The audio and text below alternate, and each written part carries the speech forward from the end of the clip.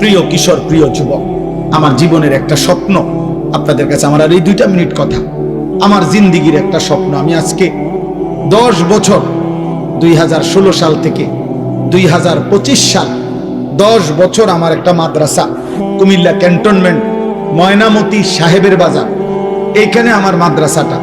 আলহামদুলিল্লাহ, মাদ্রাসায় 500 জন, 494 জন ছাত্র আছে, এখন 34 জন শিক্ষক কর্মচারী আছে।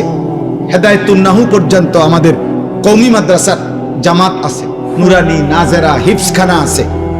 আমি এই 10 বছরে সব সময় আমার, বিশেষ করে আজকে 3-4 বছরে আমার হৃদয়ের একটা বড় স্বপ্ন ছিল যে আমি বাচ্চাদের এই যে মাদ্রাসাটা চলতেছে, এটা তো চলতেছে, সাথে পৃথক আরেকটা মাদ্রাসা করতে চাই। যেই মাদ্রাসাটার উদ্দেশ্য হলো যে সারা বাংলাদেশের স্কুল, কলেজ, ইউনিভার্সিটিতে যত কিশোর যুবক মুসলিম পড়ে, ওদের যার যখন সময় হয়, যেটুকু সময়, ওই সময় সে আসবে আমাদের এখানে, কিছু সময় নিয়ে প্রয়োজন পরিমাণ কিছু দ্বীনি বিষয় শিখবে।